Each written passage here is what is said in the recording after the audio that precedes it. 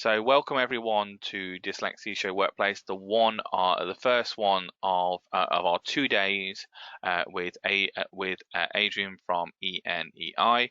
I'm really looking forward to this session. So for those who don't know me, as I've just started the recording, my name's Aaron Smith. I am the managing director and founder of the Dyslexia Show. For me, as a severely dyslexic adult, I am passionate about giving people an informed choice. I have to say a massive thank you to all of our speakers. We have an amazing array of speakers here. We have 4 amazing keynote talks, is probably the best way to describe them, from different companies. So we've got Michael Vinesh from Microsoft, Neil Milligan from Atos, Adrian from ENEI, Haley from Cambridge Fire and Rescue. And we've got 4 companies that have supported us, that enabled us to actually deliver this event for free, which includes Laura from Orcam, Darren from Auditional, Jonathan from Olympus, and Mary from Claro Software. Now, if you haven't done this already, if you want to receive a CPD certificate for this event, and you didn't do that on the Eventbrite page, if you want to scan that QR code, this will come up on every single session. This will upgrade your membership. It is £29 plus VAT, and that will then allow us to actually deliver you a CPD certificate from CPD certification. We have to say a big thank you to Dyslexia Box. Dyslexia Box is our workplace sponsor for Dyslexia Show. They are your one-stop shop for all areas of accessibility and workplace needs. So they do workplace assessments, diagnostic assessments, they do assistive technology, access to work, and they work across, and they're a pan-disability organisation, so not just dyslexia. Delighted again to say a big thank you to Claro Software for their support in the ongoing mission of the Dyslexia Show, both with education, parents and the workplace. And a big thank you to all of our sponsors, from Nessie, Scanning Pens, Fairley House and David's College, Unique Ability Consulting, SEN Legal, and the supporters with the BDA, Study with Dyslexia blog, SEN Books, Helen Arkell, Recite Me, English Type, London Grid for Learning, Special Direct, Touchdown Ringhill, Patos, and of course the SEND group that has allowed us to deliver this webinar. So that's fine. So some people were leaving us messages. I think they should all be able to hear us now. So just to remind you as well, don't forget to actually talk to us. Now, one of the things I've done here is I've put another QR code on here. So we've got Twitter, we've got Facebook. We also have a LinkedIn group called Dyslexia Workplace. Do scan that QR code. That will link you to the Dyslexia Show workplace page. In the sense, Dyslexia Workplace page. So do scan it, and it will send you there. I'm just double checking it, and it's working on my phone. So if you go to that, that will send you to LinkedIn. Just go in there, sign up to them. I'll add you as a member. You can communicate with people, so you can have that conversation. It's all about delivering that awareness and supporting people. So just to let you know that as you're in a webinar, you're all in listen-only mode. The webinar is being recorded. If you have any questions or comments, put them in the question box. And of course, Adrian will offer some questions when he's done his talk. So I'm going to unmute Adrian. Are you there? Can we still hear you, Adrian? Yes, can you hear me? Yeah, I can hear you. That's brilliant. So I'm just going to share your screen now. So if you want to click on Show My Screen, that's brilliant. And if you want to start your presentation for me, and I will then. That's it, and then I will hand over to you when you press or we still see PowerPoint. Do you want to press the start button on it? So either F5 or go into slideshow. Or no, you might need to turn function off. I was trying to slideshow. Yeah. There it is, and start from beginning.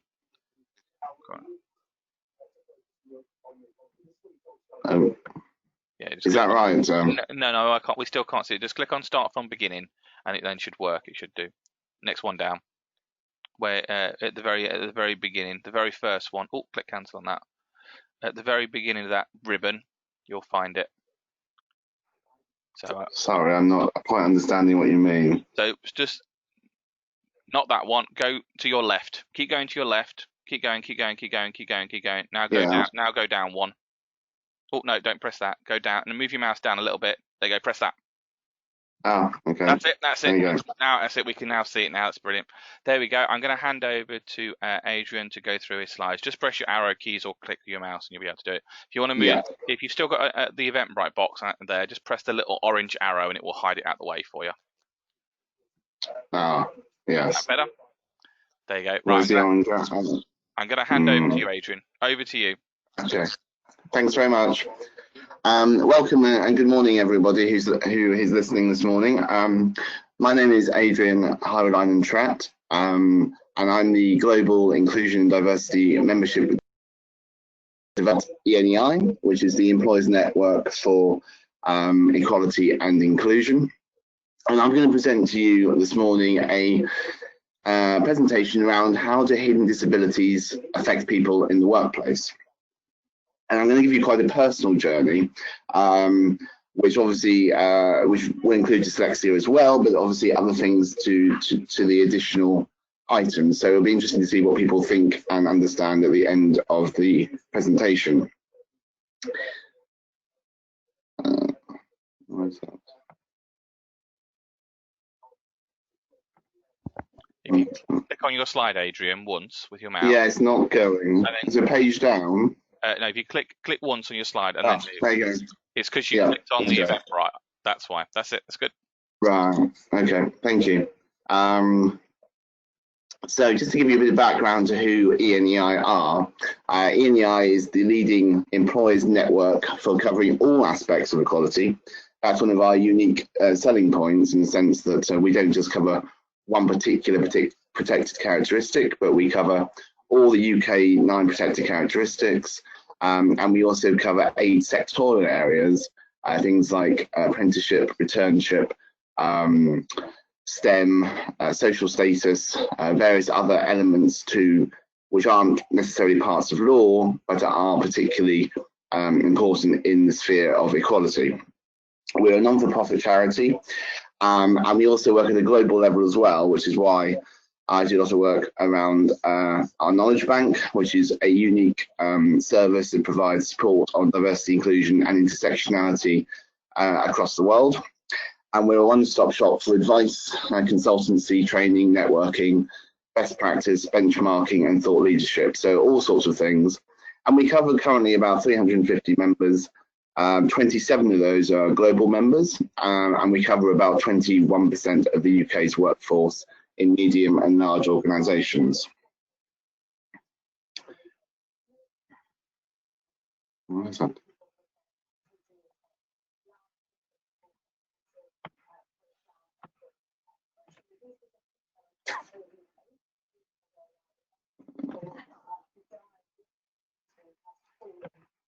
So my opening statement that I'm going to say, and I want to know people's reactions to this. Having hidden disabilities can create an extra sense of fear in the workplace. I know a lot of people who don't openly share a hidden disability for fear of being ridiculed, criticised, or senior managers believing that your disability is an excuse for poor work ethic.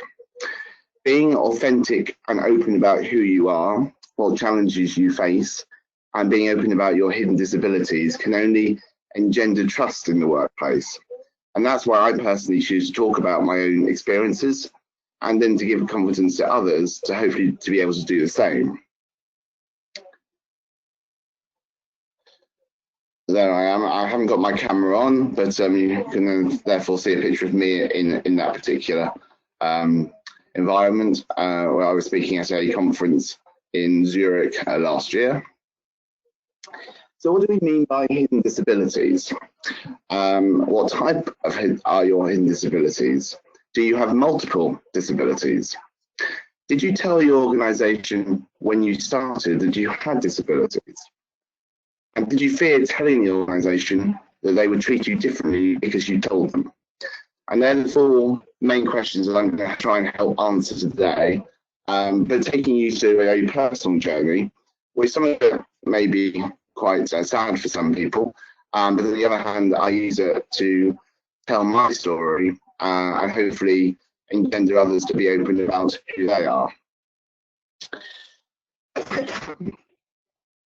So I have 5 different disabilities, and they all cover different things.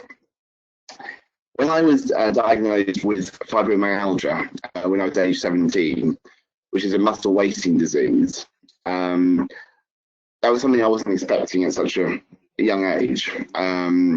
there is no cure for it. There's 30% chance of reoccurrence all the time. So in order to keep it away, I try and keep myself well exercised. As you can see on the picture by the side, there's me running in last year's Red Run in Victoria Park in London to raise money for various HIV charities. But fibromyalgia is one of those things where it's a non-consistent disease, in the sense that it's sometimes absolutely fine. You wouldn't know you had it at all, and other days you can feel lots of aches and pains, which is part of the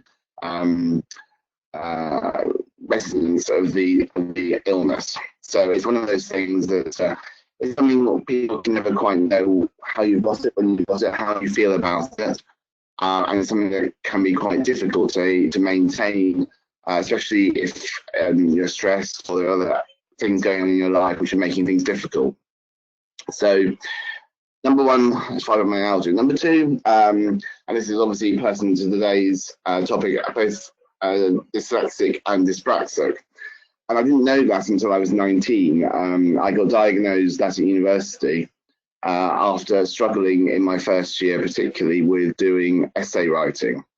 And I'd always struggled at school with sort of long essays or writing about topics, but I had never really realised why I struggled so much, particularly around sentence structure.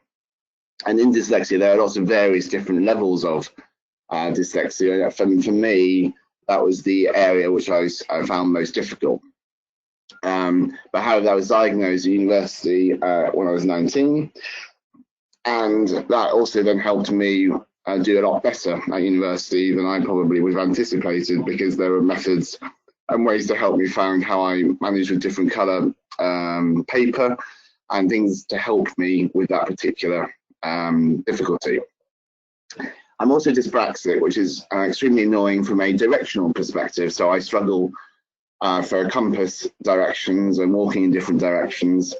But also I struggle where, I'm not quite sure. Well, can you say I come out of a tube station and I want to go north or south? My brain has to readjust to where I am. And I find that quite a difficult thing to have to be able to do. So those things are both practical difficulties, but also they're a sense of embarrassment as well sometimes, where you think you should automatically be able to do this without any problem at all, and yet you're struggling. Didn't need to do that. So that's three. The fourth one is obviously my HIV status, which I sort of hinted at, running for HIV charities as I do each year to raise money. I was diagnosed in 2004 at age 25. Obviously, many of you know it's a long-term condition, but I only openly disclosed this at the start of the job that I have now, ENEI, in 2017. So there were 13 years between being open about it in the workplace and having to hide it. And during my last job in 2015, before I joined ENEI in 2017, I came out as the publicly first openly HIV positive parliamentary candidate to stand in the UK general election. I did that whilst at that job, where I hadn't been open when I started, apart from putting it in the monitoring data. And most recently, I was diagnosed with PTSD, which is a post-traumatic stress disorder, in October 2019, which is a culmination, I suppose, of many things over my life's journey. I said sometimes it's easier now to recognise that there are some things that have happened that have contributed to that, and that's why certain things you struggle with, which you aren't quite sure what they are, and when I got this diagnosis last year, it made a lot more sense. So I'm having, or will be having, some treatment on that. Things have obviously slowed down slightly because of COVID and what's been going on in the world over the last 3 or 4 months. But hopefully, in due course, I will be having some further treatment in that to help with that particular disorder.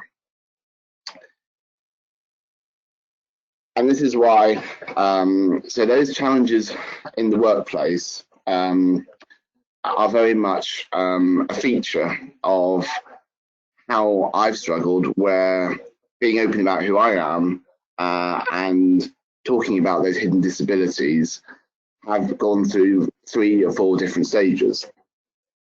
So I was very lucky in the workplace. So in 2001, as I say, I wasn't open about my sexuality to my family. But fortunately, I joined a firm in London, a translation company, and I happened to have 2 gay men as my bosses. So it was very fortunate within the first week of starting that I was able to be very open about who I was and didn't really think anything about it any further. However, when I got diagnosed in 2004, I was still not out to my family, and therefore, when I got diagnosed in June, I eventually told my family at Christmas time in 2004, but both of those gay and HIV positive.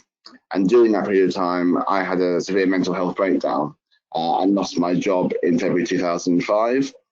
Partly due to the fact that I was trying to deal with being diagnosed and not really knowing how to deal with it. Between 2005 and 2011, I worked at the local council, a very well-known local council, but received regular homophobic comments, for which I had to end up taking to management. And even though the person was warned, he didn't stop doing it, which again is why I kept my HIV status secret at work, because I wasn't comfortable with talking about it. I feared he would find out, and others finding out, which would only increase the level of stigma and of a hidden disability, and would only frustrate me even further. So I was very worried about talking about it. In February 2014, I started a new full-time job after being self-employed for a part of time. And though I declared on the private monitoring for my disability, I never spoke directly about it to my manager. And that was probably a good move, as I noted on one occasion, my manager shouted in the open plan office around the recruitment where I was working, "We can't recruit anyone who's HIV positive." Now, you can imagine how I felt at this moment. We're sitting there, having not talked about my status, but realizing that was the view of your manager in the room. That created a further fear and challenge about being open about who I was. So my view is, can you be authentic in the workplace? And that's the real challenge we all have. So at that same company where I've just told you the story about my manager talking about not recruiting people who are HIV positive, 4 months later I got selected to be the parliamentary candidate for Vauxhall, and I had to decide whether I would tell my CEO and not my manager of the impending news story, as on the 30th of March 2015 I came out as the first openly HIV positive parliamentary candidate, which obviously was quite a news story at the time and created quite a lot of interest in me and my background. Now, I had only just got married 2 days before that, which was quite a lot going on in that space of time. And really, I didn't know quite how to deal with everything. So even though being open about who I was lifted a massive burden off my shoulders, I then went back to work 3 days later, but with a changed personality and a willingness to be open about my invisible disabilities, because I realized that actually, if I can't be authentic in the workplace, then my work was suffering, and my ability to be productive in the workplace was suffering to do my job as best as I possibly could do. In 2017, after having stood for a second time at a general election, I began my new job at ENEI. And that was with one promise to myself, that I would be open with my new CEO, not only about my HIV status, but my mental health frailties, which have only since been diagnosed with PTSD and post-traumatic stress disorder in October 2019. But at ENEI, I have deliberately been open about all of this. I felt the importance of doing webinars, conferences, where I've been able to be open about my hidden disabilities, hopefully being authentic about them, and therefore encouraging others to perhaps who didn't feel comfortable about talking openly about it can do so now. So how can you become an ally to someone with a hidden disability? And this is a question I get asked a lot of the time. Because if it's hidden, people don't know how to ask the question. So I've always said, never assume you know better how that hidden or multiple disabilities affects someone on a daily basis. Now, as I've mentioned with my fibromyalgia, I don't know how good it's going to be. It might be days when I have no issues with it at all. There might be other days where I'm feeling quite a lot in pain, but people wouldn't necessarily know why I was in pain. So I always say to someone, never assume you know better how that person might feel, because that person may hide just how much that disability or is affecting them on a daily basis. If someone chooses to confide in you and tell you about their hidden disability, then look upon it as an honour, look upon it as a support to that person, and realise how difficult that can be for someone to acknowledge and come out and talk about. Because if they have someone that they can rely upon who will understand perhaps why in a certain morning or a certain afternoon they're not feeling the best that they possibly could be, then, you know, you'll be able to recognise perhaps, you know, in a small way that you can tell that person isn't their 100% self that day, but you also know the reason why. One of the issues I always have sadness about is when employers try and use people's hidden disabilities as a reason to blame for poor work ethic or high sickness levels. And a lot of the time that isn't the case, that people's hidden disabilities can affect them without really understanding how employers can react to them in a way that's helpful. You know, whether they need to work from home a bit more, whether they need to have different hours, whether their routine into the office is slightly later than other people. You know, all those different things can affect how that person's feeling. And employers must be flexible to realise that if you want to get the best out of people, then understand the reasons why they need those extra reasons to help. As I've said, many long-term illnesses are not consistent. They can flare up at unexpected times, and then allowance needs to be understood flexibly. And a lot of the time, those unexpected times can be when there are added stresses upon them, whether they're at home, whether those stresses are at home, whether they're at work, whether there's family issues. Lots of long-term illnesses can be additionally added to people's stresses and strains of their hidden disabilities without realising. So, and I always say, give people the freedom to talk about their hidden disabilities and be authentic in the workplace, because I'm very, very certain that people who are able to be open about these sort of issues then don't have worries and fears, and they're much more productive in the workplace than they would normally have been if they hadn't have had that issue to worry about. And I think giving people's concern and understanding, it's really good that you can help people be their best in the workplace and be authentic when allowing them to be open about who they are. So we've come across my 5 hidden disabilities, but there's also effects in the workplace of those hidden disabilities, which you probably means you never are aware of. And they're very small things and sometimes quite inconsequential, but people won't necessarily realise what they are.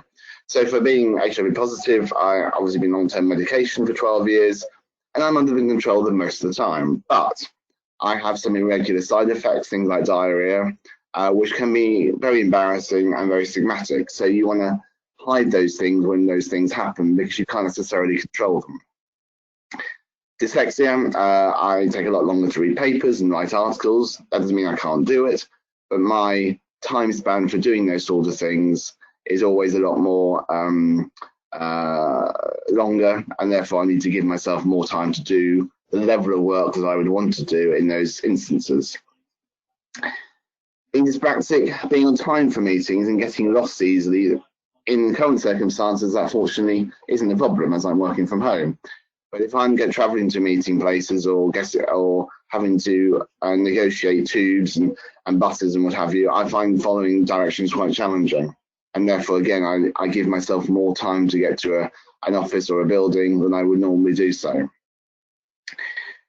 And PTSD has several complications to it. I've only been recently diagnosed, and therefore my mental fragility can be temperamental. And it's usually in a very unguarded and therefore reactive way. And it's possibly when you're stressed about something else that something else is triggered by that moment. So I have to be quite careful about how much work and stress I put on myself to do things to make sure that I don't overload myself when doing all these things. And the fifth one, obviously, being fibromyalgia, which is a long-term condition. It's an inflammation of nerve endings, and again, which can happen at any time without warning, but particularly when stressed or upset about certain conditions or certain issues that you're having to deal with at the time. So with all those thriving disabilities, to be open and authentic about them, but also to realise that there are some side effects to them, it's easy to then explain to your managers and your fellow colleagues, what you're struggling with and how can you be able to deal with those kind of things. So I think I'm around the 30-minute mark. Hopefully that will give you an idea as to my journey and to how I've tried to deal with hidden disabilities in the workplace. Very happy to answer any questions or any people have interesting thoughts about how to manage these kind of conditions. And all my details are on the screen for you. I'm very happy to follow up afterwards if people have particular questions or particular interest things to follow. What an amazing talk, Adrian. Thank you very much for kickstarting Dyslexia Show Workplace Virtual. We've had some amazing comments and questions and things. One person has asked, because we don't provide the slides of this, would you be happy to send that out if someone contacted you? Yes, if we can do that, I'm happy to do that one by one. My email address is on the screen there. That's brilliant. Hopefully people can see it. Yeah, happy to do that. That's fine. So I've got a person who says, yes, it is only after 20 years of working in learning support that I have revealed that I am dyslexic, dyspraxic, ADD, and have Erlin syndrome to be granted access to work, which is definitely an amazing thing to say. So this person's part, I've always struggled to tell people about my dyslexia, especially in the workplace, that the experiences in the workplace, it may be no mistakes are allowed. I hope these things are moving forward in the right direction, and I think from what you've said, I think that what the work of ENEI and yourself and Dyslexia shows, I think we want to move it into the right direction. I think it's a very nice comment to make. Same person actually said, Adrian, you're so brave. You are so need to push through equality and inclusivity in the workplace. Thank you for being so brave. That's amazing. These are more comments and questions for you, Adrian. I went to my local radio station. I talked about a book that I published and chatted about chatted at the chat turned to talking about dyslexia as I actually share and live that I lived with dyslexia. I hadn't gone into the interview to intend to feel. So this is where my dyslexia caused me a few issues. 1 second, I'm going to run Claro software. Arrow, so it actually reads the question to me so I can hear it. Bear with me 30 seconds, everyone, or the comment it is. There is a question here that I don't know if you'll be able to answer, but I know that if you can't, how could I get trained to assess in the workplace, please? I am a dyslexic level 7 assessor. Do you know anything about that, or do you want? Yes. Go on. Yes, absolutely. And there are specialist courses to go on to get that support and need within the workplace. But I'm happy again to follow that up directly with the individual So very happy to contact and see where we can help with that person's support and needs in that area. Yeah, I think what they're looking to do is they're looking to train so they can go in and support people in the workplace. So that'd be Yeah, that's exactly. really, yeah, that's really good. So let me just. I went on my local radio station, Leek, to talk about a book I'd published. The chat turned into talking about dyslexia as I actually shared live that I was dyslexic. I hadn't gone to the interview with that intention, but I felt good having done it. I think radio is a good medium, as of course you can't be seen. Yeah, I think it's a very interesting concept, it is, and actually that the person has told me that the radio station actually where I live here in Leicester, and Leicester, BBC Radio Leicester, I believe it is, has actually been very good in the past about dyslexia and talking about it. It's been I think that's the thing, it is, it's all about changing that.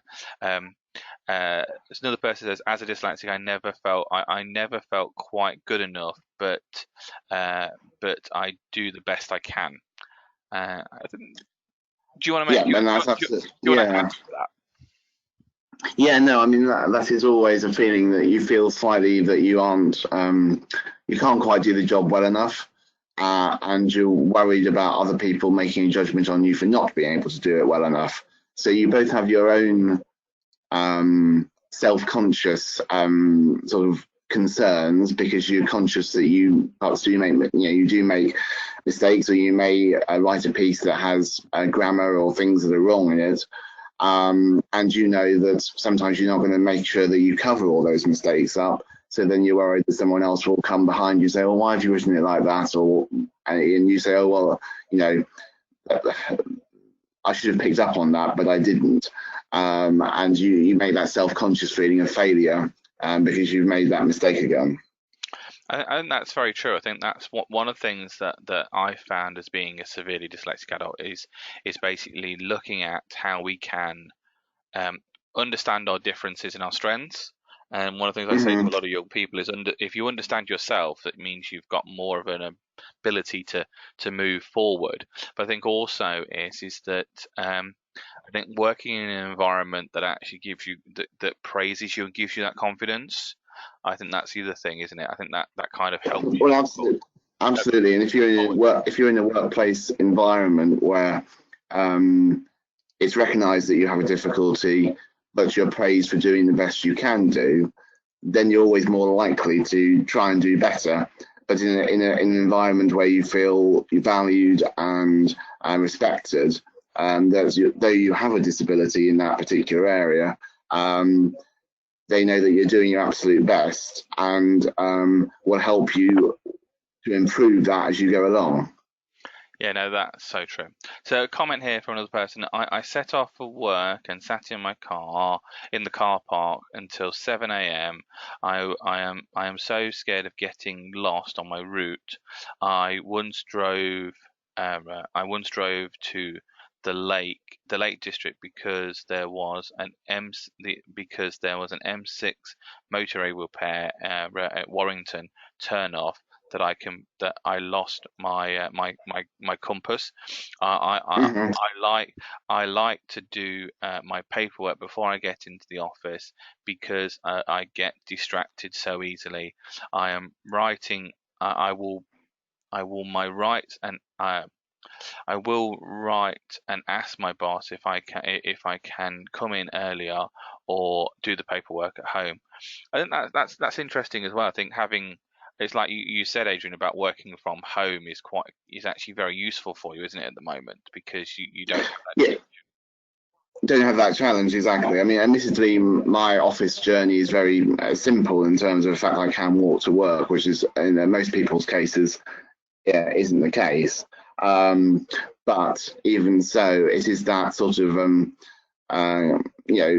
certainly for meetings and going to strange places or places you've not been to before, I spend a lot of time making sure I know the journey and where to go and how I'm going to walk there, because I know when I get out of a tube station, I can quite easily walk in completely the opposite direction. Yeah. I've done it several times and ended up completely the opposite place to where I intended on going. Yeah. So following, for instance, Google Maps has been a great help because I can literally I can literally follow my steps on a Google map to know where I'm going. Yeah. Whilst 5 or 6 years ago, when those didn't exist, I really struggled with directions, or someone saying, "Oh yes, 3 rows to the left and 2 rows on the right," or whatever. Yeah. For me, that was really difficult. I don't think that without Google Maps or Apple Maps, I couldn't have done what I do today. I think that's so true.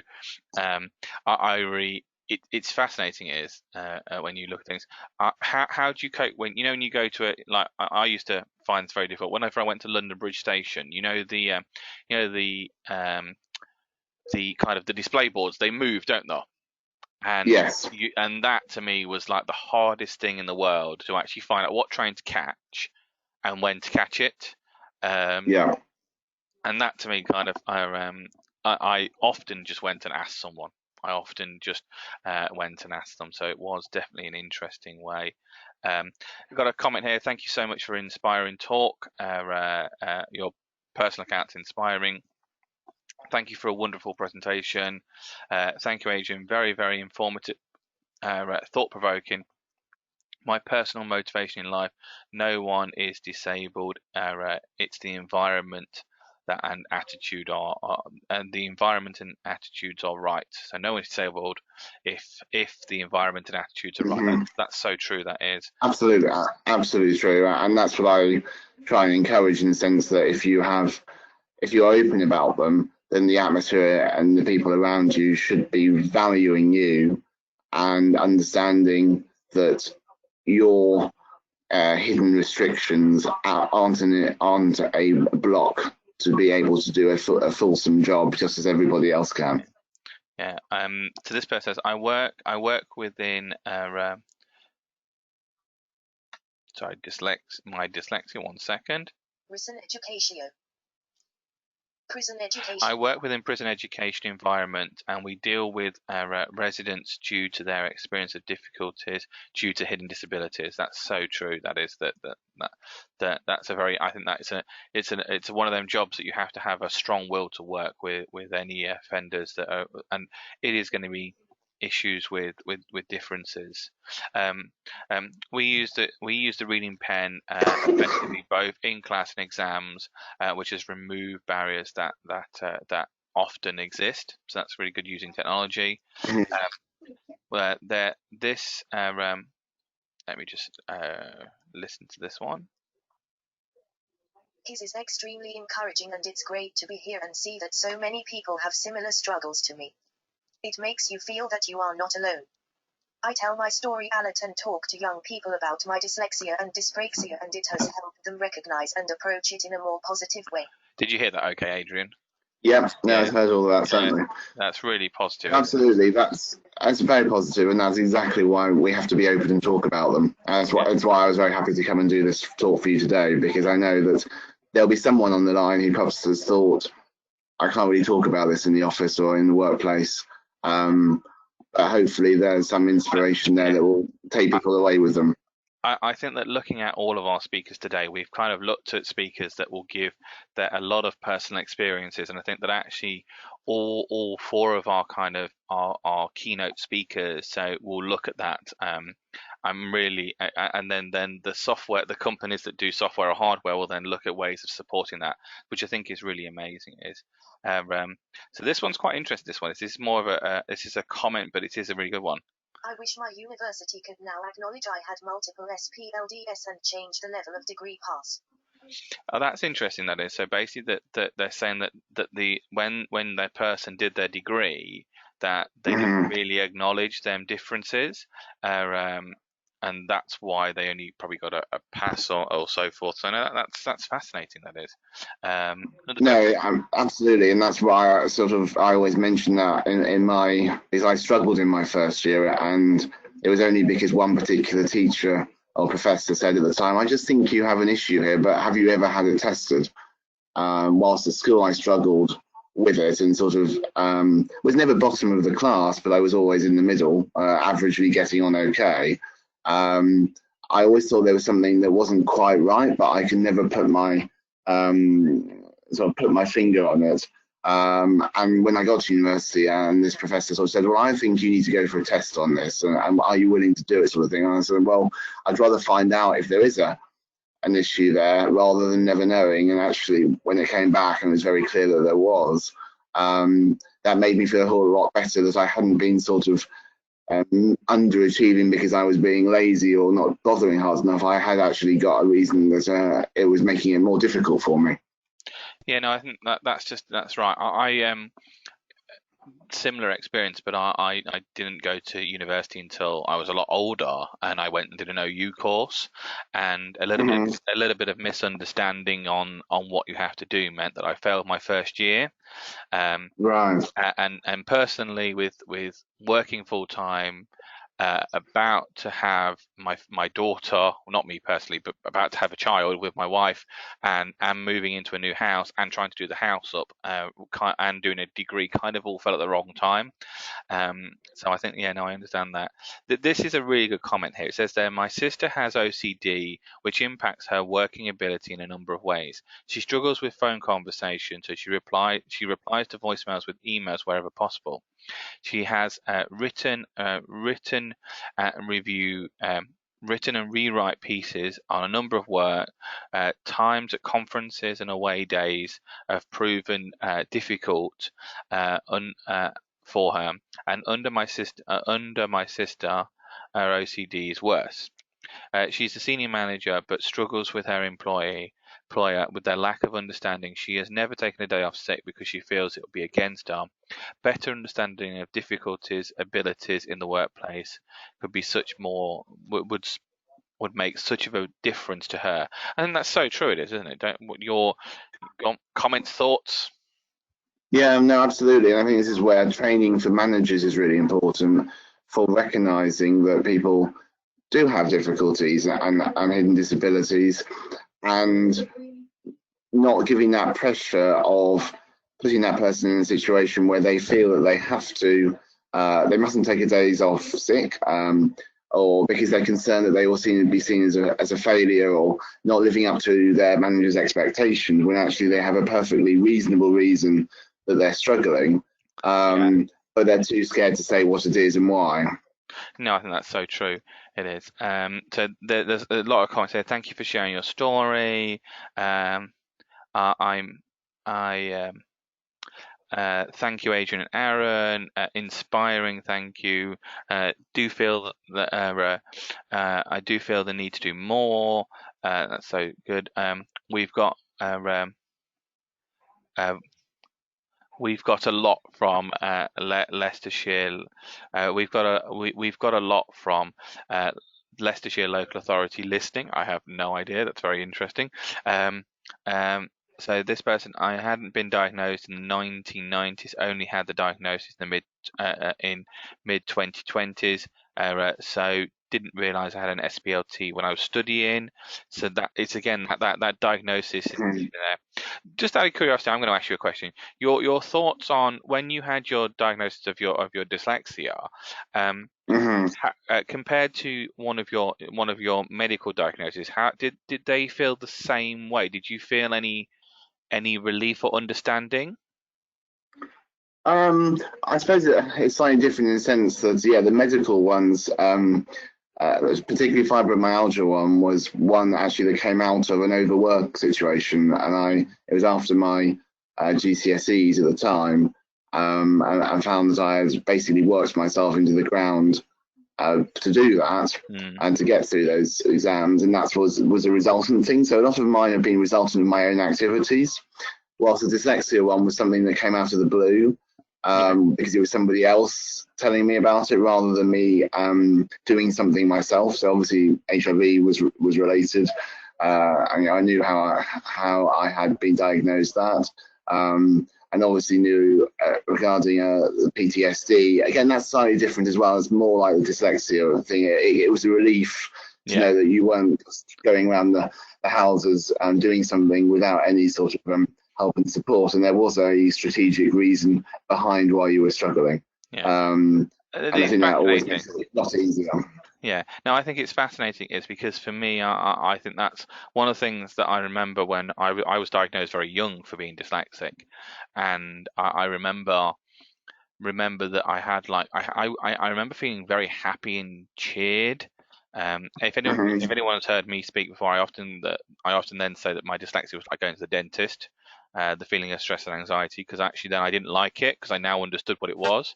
But I actually do Yeah, think that actually having that there is a lot of debate about labeling people with disabilities like dyslexia and hidden disabilities that are more education based. And I think that actually you've just proven to me very much that what I agree with, that actually both of them can be very beneficial, but they can also be very negative. But we yeah, have to look on that positive. There's a lot more exactly. questions. I know that Adrian needs to go in a second because he's talking at another event in 15 minutes time, and you need to go and get ready for that. There is a lot more questions in there. What I'm going to do is I'm going to export the questions out. If people want to contact Adrian directly, there is Yeah, his very happy to. contact details are on there. If you want to email hello@dyslexiashow.co.uk, if you want me to forward anything on, we're happy to do that. Really happy with the first one of our sessions today. Really enjoyed it. There's lots more comments and questions. I know that everyone has enjoyed it. Thank you very much for that. I'm looking forward to listening to the next session we've got. So the next session is with Darren from Auditional, who'll be making the most of Dragon in a professional workplace. We're really looking forward to that. And then we've got Becky. Then we've got Hayley. Sorry, not Becky. Hayley at 1 p.m. So looking forward to this sessions for the rest of the day. So do come back to us. Hopefully you'll see us at the next one. I'm going to come to end this session now, so then Darren can get off. Like I said, thank you everyone for listening. I know that some people have got lots of questions. If you want to drop me a question, I'm happy to read them out later on. Thank you again, Darren, for an amazing talk. I hope to have you. I'm going to contact you and hope we can get you to come to the Dyslexia Show, the live event, when and if we can do it, because I think that people would love to hear your story again. For those those that attend in the wider scope of things. So thank you again, everyone. I'm going to end the session now. Thank you. So thank you again, Adrian. The session will end automatically. And if you, like I said, have any questions, just email hello@dyslexiashow.co.uk. Thank you again. Take care. Enjoy the rest of your day, and I'll see some people at 11:30. Take care.